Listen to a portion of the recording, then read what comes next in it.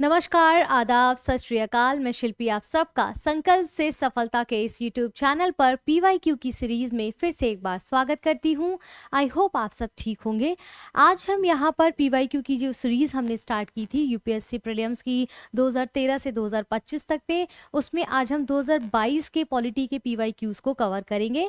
तो कुछ ही प्रश्न 2022 में आए थे, आइए उनको फटाफट से हम एक्सप्लेनेशन के साथ समझने का प्रयास करते हैं। और इन सीरीज को प्लीज सीरियसली देखिए, क्योंकि यूपीएससी प्रीलिम्स जब आएगा 2026 का तो आप हड़बड़ाएंगे, तो इससे पहले इनकी प्रैक्टिस करते चलिए, क्योंकि एक ही जगह पर आपको सारे सब्जेक्ट के पीवाईक्यूज मिल जाएंगे। तो इससे आसान क्या हो सकता है, आपको ज़्यादा हाथ पैर नहीं मारने पड़ेंगे। ठीक है, तो फिलहाल के लिए हमारा जो आज पीवाईक्यू हम शुरू कर रहे हैं 2022 का, उसमें पहला प्रश्न ही हमारा जो है अब देखेंगे कि 2022 में जो हम शुरू कर रहे हैं, अच्छा माफ़ी चाहती हूँ, मुझे लगता है ये दूसरी पीपीटी उसमें आ गया है।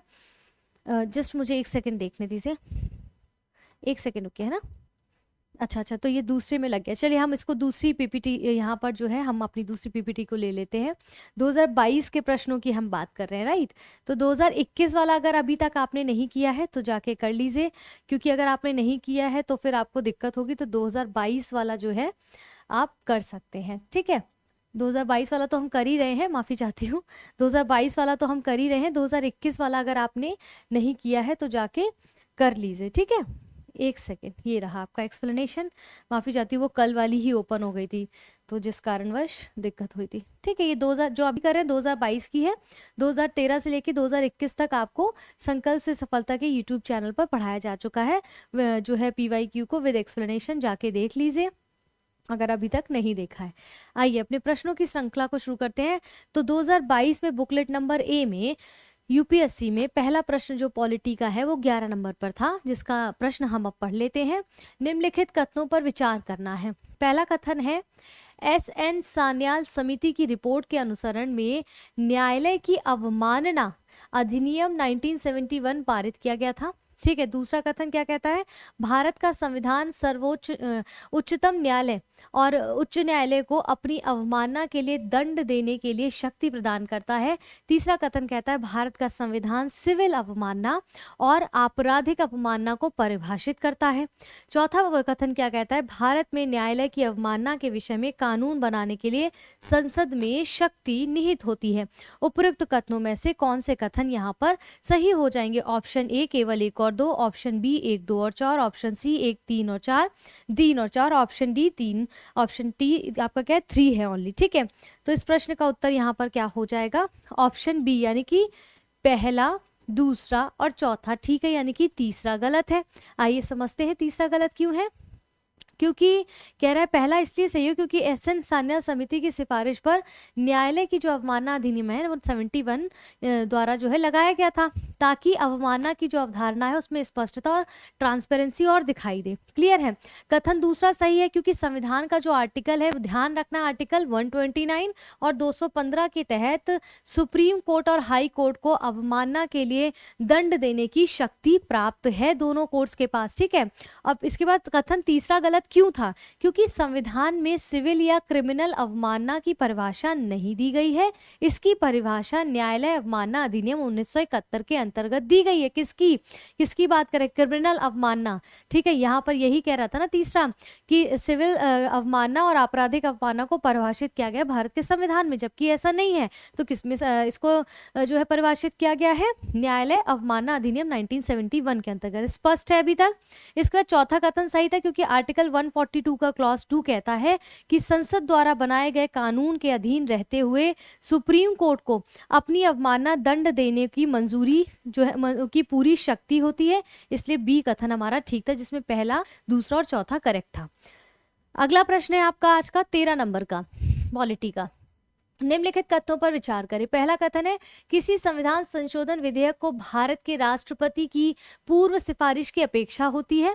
ऑप्शन 2, जब कोई संविधान संशोधन विधेयक भारत के राष्ट्रपति के समक्ष प्रस्तुत किया जाता है तो भारत के राष्ट्रपति के लिए ये बाध्यकर होगा कि वे अपनी अनुमति दें। ठीक है, तीसरा कथन क्या कहता है कि संविधान संशोधन विधेयक लोकसभा और राज्यसभा दोनों द्वारा विशेष बहुमत से पारित होना ही चाहिए। इसके लिए संयुक्त यानी यानी कि ज्वाइंट बैठक का कोई उपबंध नहीं है। उपरोक्त कथनों में से कौन से कथन सही है? केवल 1 और 2, केवल 2 और 3, केवल 1 और 3, 1, 2 और 3। तो इन प्रश्नों का, इस प्रश्न का उत्तर यहाँ पर क्या हो जाएगा? सेम आपका ऑप्शन नंबर बी हो जाएगा, यानी कि दूसरा और तीसरा कथन ठीक है, पहला यहाँ पर गलत है। आइए समझते हैं पहला गलत क्यों है।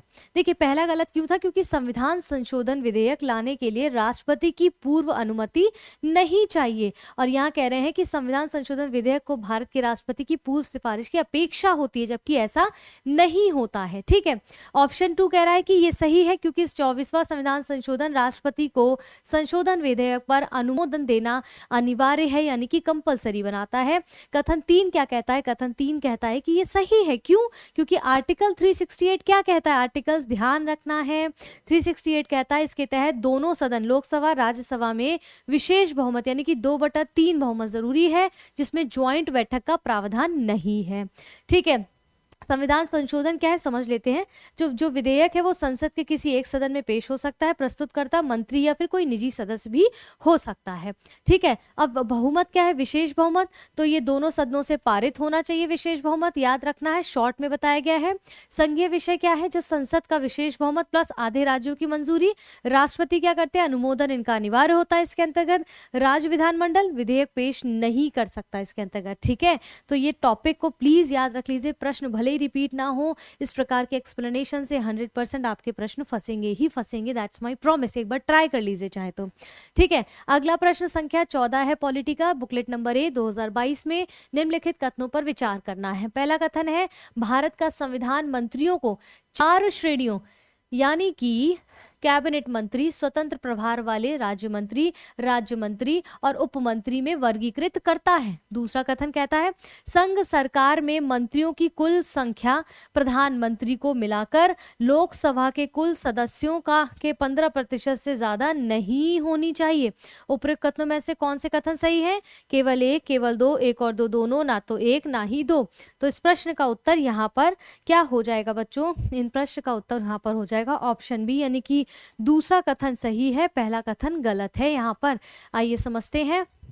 पहला कथन गलत है क्योंकि संविधान में जो मंत्री परिषद शब्द है ना, उसका उल्लेख किया गया है, लेकिन मंत्रियों को 4 श्रेणियों में वर्गीकृत ऐसा कुछ नहीं किया गया है। सामान्यतः क्या होता है, जो प्रधानमंत्री है, जो और अन्य सभी मंत्री, वो मिलकर एक मंत्री परिषद बनाते हैं, जिसको हम मंत्री परिषद कहते हैं। ठीक है, दूसरा कथन ठीक था क्योंकि 91 जो संविधान संशोधन अधिनियम है वो कहता है कि केंद्र और राज्य के मंत्रियों की कुल संख्या लोकसभा की जो कुल संख्या है उसके 15% से ज्यादा नहीं होगी। ठीक है, राज्य के जो मंत्री हैं उनकी संख्या कम से कम 12 होगी इसके अंतर्गत, यानी कि दल बदल के बेसिस पर अयोग्य ठहराया गया सदस्य मंत्री नहीं बन सकता। इसलिए विकल्प 2 यहाँ पर बी बिल्कुल ठीक हो जाता है। बी मतलब कि दूसरा कथन ठीक है, पहला गलत था। ठीक है, अगला प्रश्न है आपका 15 नंबर का, निम्नलिखित कौन सी लोकसभा की अनन्य शक्तियां हैं? पहला कथन है आपका आपात की उद्घोषणा का अनुसमर्थन करना। दूसरा कथन है मंत्रिपरिषद के विरुद्ध अविश्वास प्रस्ताव पारित करना। तीसरा कथन है भारत के राष्ट्रपति पर महाभियोग चलाना। नीचे दिए गए कूट का प्रयोग कर सही उत्तर चुनना। ऑप्शन ए 1 और 2, ऑप्शन बी केवल 2, ऑप्शन सी 1 और 3, ऑप्शन डी केवल 3। तो इस प्रश्न का उत्तर आपका यहाँ पर क्या हो जाएगा? ये जो 15 नंबर का प्रश्न है, इस प्रश्न का उत्तर हो जाएगा ऑप्शन बी, यानी कि केवल दूसरा कथन ठीक है, यानी कि दूसरा ठीक है, पहला और तीसरा यहाँ पर गलत है, क्योंकि 2 एक ही में अवेलेबल है से, बाकी में 1 और 3 है, 3 है, 1 और 2 है, तो 2 ही ठीक है, तो सिर्फ बी ठीक है। ठीक है, पहला कथन गलत क्यों था? क्योंकि आपातकाल की जो घोषणा है वो 1 महीने के अंदर संसद के दोनों सदनों से मंजूरी मिलनी चाहिए। ठीक है, मंजूरी मिलने पर आपातकाल जो है 6 महीने तक रहता है, और फिर हर 6 महीने में संसद की स्वीकृति से उसे बढ़ाया भी जा सकता है। कथन दूसरा भी सही था, जो कहते हैं नो कॉन्फिडेंस मोशन यानी कि अविश्वास प्रस्ताव केवल लोकसभा में ही प्रस्तुत और पारित किया जा सकता है। ठीक है, दूसरा कथन यहाँ पर इसीलिए ठीक था हमारा, क्योंकि केवल मंत्रिपरिषद के ही विरुद्ध जो है केवल लोकसभा में ही पारित किया जा सकता है। तीसरा कथन गलत था क्योंकि आर्टिकल 61 कहता है कि राष्ट्रपति के महाभियोग की जो प्रक्रिया है, जो प्रोसेस है, वो संसद के किसी भी सदन, लोकसभा या राज्यसभा से शुरू की जा सकती है, और हर सदन में इसे कुल सदस्य संख्या केवल 2/3 बहुमत से पारित करना जरूरी होता है। इसलिए विकल्प बी हमारा करेक्ट हो जाता है। ठीक है, इसके बाद अगला प्रश्न हमारा आज का आता है, प्रश्न संख्या 16 आता है यहाँ पर, जिसमें कह रहे हैं भारत में दल बदल विरोधी कानून के संदर्भ में निम्नलिखित कथनों पर विचार करना है। और ये कानून जो है, पहला कथन है, ये कानून विनिर्दिष्ट करता है कि कोई भी नाम निर्दिष्ट विधायक सदन में नियुक्त होने के 6 महीने के अंदर किसी राजनीतिक दल में शामिल नहीं हो सकता। दूसरा कथन कहता है कि ये जो लॉ है वो कोई समय विधि नहीं देता, जो ड्यूरेशन नहीं देता, जिसके अंदर पीठासीन अधिकारी को दल बदल मामला विनिश्चित करना होता है। उपरोक्त कथनों में से कौन से कथन सही है? केवल एक, केवल दो, एक और दो, दोनों, ना तो एक ना ही दो। तो इस प्रश्न का उत्तर यहाँ पर क्या हो जाएगा बच्चों? इस प्रश्न का उत्तर हो जाएगा यहाँ पर ऑप्शन बी, यानी कि दूसरा कथन यहाँ ठीक है, पहला गलत है। ठीक है, पहला गलत है। अब दल बदल कानून, एंटी डिफेक्शन लॉ क्या है, उसके प्रोविजन समझ लेते हैं। पहला गलत क्यों था? क्योंकि किसी सदन का नामित जो सदस्य है या फिर किसी सदन, अगर सदन में अपनी सीट लेने की तिथि से 6 महीने बाद किसी राजनीतिक दल में शामिल होता है तो वह अयोग्य हो जाता है। ठीक है, अयोग्य हो जाता है, इसका मतलब है कि वह पहले 6 महीने के अंदर किसी भी राजनीतिक दल में शामिल हो सकता है। और दूसरा कथन सही था, क्योंकि 10वीं अनुसूची हमारी क्या कहती है?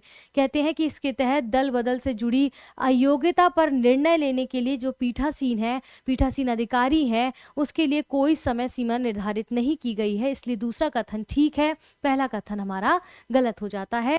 आज का अगला प्रश्न संख्या पॉलिटी का 17 है, 2022 के बुकलेट नंबर ए में। निम्नलिखित कथनों पर विचार करें। पहला कथन, भारत का महान्यायवादी और भारत का सॉलिसिटर जनरल ही सरकार के एकमात्र अधिकारी हैं जिन्हें भारत की संसद की बैठकों में भाग लेने की अनुमति है। दूसरा कथन है, भारत के संविधान के अनुसार भारत का महान्यायवादी अपना त्याग पत्र दे देता है जब वो सरकार जिसने उसको नियुक्त किया था इस्तीफा देती है। ठीक है, वो भी खुद को त्याग पत्र दे देता है फिर महान्यायवादी। ठीक है, कौन से कथन सही है? केवल एक, केवल दो, एक और दो, दोनों, ना तो एक ना ही दो। तो इस प्रश्न का सही उत्तर यहाँ पर क्या हो जाएगा बच्चों? ऑप्शन डी, यानी कि दोनों ही कथन हमारे पूरी तरीके से गलत हैं। आइए समझते हैं क्यों। देखिए, पहला कथन गलत क्यों था? क्योंकि अटॉर्नी जनरल को संसद या फिर ज्वाइंट बैठक है और समिति में बोलने का अधिकार तो है, लेकिन मतदान का अधिकार उसको नहीं होता है, उसे सांसद जैसे विशेषाधिकार मिलते हैं। ठीक है, सॉलिसिटर जनरल और इसके अतिरिक्त सॉलिसिटर जनरल को ये अधिकार नहीं होते हैं, इसलिए पहला कथन हमारा गलत था। अब दूसरा कथन भी गलत है, क्योंकि अटॉर्नी जनरल की जो अवधि है वो तय नहीं है, वो राष्ट्रपति की इच्छा पर्यंत पद पर रहता है और आमतौर पर जब मंत्रिपरिषद बदलनी होती है तो वो अपना इस्तीफा दे देता है। इसलिए दूसरा कथन हमारा यहाँ पर डी ऑप्शन सही था, ना तो वो एक सही था ना दूसरा सही था, दोनों के सही आंसर्स यहाँ पर है, सही तरीके से एक्सप्लेन किया गया है। ठीक है, अगला प्रश्न आपका यहाँ पर 18 नंबर का है, बुकलेट नंबर ए 2022 के प्रश्न में, प्रश्न पत्र पे भारत के न्यायालय द्वारा जारी रिटों के कॉन्टेक्स्ट में निम्नलिखित कथनों पर हमें विचार करना है। पहला कथन है, किसी प्राइवेट संगठन के विरुद्ध जब तक कि उसको कोई सार्वजनिक कार्य नहीं सौंपा गया हो, परमादेश यानी कि मैंडेमस नहीं होगा। ठीक है, दूसरा है, किसी कंपनी के विरुद्ध भले ही वह कोई सरकारी कंपनी हो या फिर परमादेश नहीं होगा। तीसरा है, कोई भी लोक प्रवण व्यक्ति यानी कि पब्लिक माइंडेड पर्सन या फिर अधिकार पक्षा यानी कि क्यों वारंटो यानी कि रिट प्राप्त करने के लिए न्यायालय में समावेदन करने के लिए याची यानी कि पिटिशनर हो सकता है। निम्नलिखित कथनों में से कौन से कथन सही हैं? केवल एक और दो, केवल दो और तीन, केवल एक और तीन, एक, दो और तीन। इन प्रश्नों का सही उत्तर यहाँ पर क्या हो जाएगा? इस प्रश्न का सही उत्तर हो जाएगा ऑप्शन डी, यानी कि पहला, दूसरा और तीसरा तीनों कथन करेक्ट है यहाँ पर। ठीक है, यानी कि मेंडेमस क्या कहता है? हम आदेश देते हैं, अदालत लोक अधिकारियों सरकारी निकायों को कर्तव्य निभाने का आदेश देती है, जबकि निजी व्यक्ति, निजी संस्था और विधायिका के खिलाफ जारी नहीं होती है। क्यों वारंटो क्या है? ये किसी अधिकार से, ठीक है, यानी कि किसी व्यक्ति को सार्वजनिक पद पर होने की वैधता की जांच इसे कोई भी इच्छुक व्यक्ति दायर कर सकता है। सही उत्तर हमारा विकल्प डी था, जिसमें तीनों कथन हमारे पूरी तरीके से सही थे। ठीक है, इसमें अच्छा मुझे लगता है प्रश्न ही नहीं लिखा, माफ़ी चाहती हूँ मैं, एक प्रश्न आपको चलिए ठीक है, कोई बात नहीं, मैं इसको अगले वाले उसमें ऐड ऑन कर दूंगी, या फिर देखिए एक बार रुकिए, मैं सर्च कर लेती हूँ, है ना, एक मिनट रुकिए। आज ना बस क्या ही बोलूँ मैं कि सारी चीज़ें आज ही हो रही हैं। Okay fine, UPSC, okay fine, UPSC PYQs, prelims. ठीक है, एक मिनट रुकिए, कहीं पर कोई प्रश्न अगर मिल जाता है तो हम उससे देख लेते हैं इसमें मिल जाएगा क्या। ओके फाइन, ठीक है। हमारा पेपर संख्या क्या थी, 2022। ठीक है, बुकलेट नंबर 2022 कर रहे हैं ना, तो प्रश्न संख्या मैंने लिख लिया था, प्रश्न संख्या है 20 इसमें 2022 में। प्रश्न संख्या 20 पर आखिरी प्रश्न है आज का पॉलिटी का आपका। आइए इसको यहाँ पर लेते, देखिए जो प्रश्न पत्र मिलता है वो बाइलिंगुअल होता है, हिंदी और इंग्लिश दोनों में होता है। ठीक है, 20वां प्रश्न आपका ये रहा, दिख रहा है 20वां प्रश्न। चलो पढ़ लें क्या इसको, ऐसे पढ़ लेते हैं। लोकसभा के उपाध्यक्ष के संदर्भ में निम्नलिखित कथनों पर विचार करें। पहला कथन क्या कह रहा है, ध्यान से सुनिएगा, इसमें पेन यूज नहीं हो रहा है अभी। पहला कथन कह रहा है कि, देखिए पहला कथन कह रहा है कि लोकसभा के कार्य पद्धति और कार्य संचालन नियमों के अनुसार जो उपाध्यक्ष है उसका निर्वाचन उस तारीख को होगा जो अध्यक्ष नियत करेगा। ठीक है, दूसरा कथन कह रहा है इसके लोकसभा के उपाध्यक्ष के संदर्भ में कि ये आज्ञापक उपबंध है, प्रोविजन है कि लोकसभा के उपाध्यक्ष के रूप में किसी प्रतियोगी का निर्वाचन या तो मुख्य विपक्षी दल से होगा या फिर शासक दल से होगा। तीसरा कथन कहता है इसका, सदन की बैठक की अध्यक्षता करते समय उपाध्यक्ष की शक्ति वैसी ही होती है जैसी कि अध्यक्ष की होती है और उसके विनिर्णयों के विरुद्ध कोई अपील नहीं हो सकती है। चौथा फिर कहता है कि उपाध्यक्ष की जो नियुक्ति के बारे में सुस्थापित संसदीय पद्धति ये है कि प्रस्ताव अध्यक्ष द्वारा रखा जाता है और प्रधानमंत्री द्वारा विधिवत ये समर्थित होता है। उपयुक्त कथनों में से कौन से कथन सही है, केवल 1 और 3, केवल 1, 2 और 3, केवल 3 और 4, केवल 2 और 4। तो इस प्रश्न का उत्तर यहाँ पर क्या हो जाएगा, ऑप्शन ए हो जाएगा। ठीक है, ऑप्शन यानी कि पहला तीसरा ठीक है, दूसरा और चौथा हमारा गलत है कथन। आइए समझते हैं ऐसा क्यों है। तो देखिए यहाँ पर जो जनप्रतिनिधि पहला हमने यही बोला ना, ए ठीक है हमारा, हाँ पहला और तीसरा ठीक है, दूसरा और चौथा गलत है, करेक्ट। चलो ठीक है, यहाँ पर हम जो बात कर रहे हैं जनप्रतिनिधि स्पीकर या डिप्टी स्पीकर के बारे में, इसको यहाँ पर समझ लेते हैं। देखिए कह रहे हैं पहला कथन सही है क्योंकि डिप्टी स्पीकर के चुनाव की तिथि स्पीकर तय करता है और जबकि स्पीकर के चुनाव की तिथि राष्ट्रपति तय करता है। ठीक है, अब यहाँ कह रहे दूसरा कथन गलत है क्योंकि डिप्टी स्पीकर का जो चुनाव है वो सत्ता पक्ष या विपक्ष से अनिवार्य रूप से करने का कोई ऐसा संवैधानिक प्रोविजन नहीं है, यानी कि विपक्ष से देने की परंपरा केवल एक कन्वेंशन है, एक रिवाज है, कंपलसरी नहीं है। कथन तीसरा सही था क्योंकि स्पीकर की जो अनुपस्थिति में क्या होता है, डिप्टी स्पीकर लोकसभा की कार्यवाही चलाता है और उस समय उसे स्पीकर के समान ही अधिकार प्राप्त होते हैं, इसलिए तीसरा कथन हमारा ठीक था और पहला ठीक था, दूसरा गलत था। चौथा भी गलत है क्योंकि डिप्टी स्पीकर की जो नियुक्ति है उसमें स्पीकर के द्वारा प्रस्ताव और प्रधानमंत्री द्वारा समर्थन जैसी कोई संसदीय परंपरा नहीं होती है। सही उत्तर विकल्प ए हमारा था। यहाँ पर हमने इस चीज को समझा।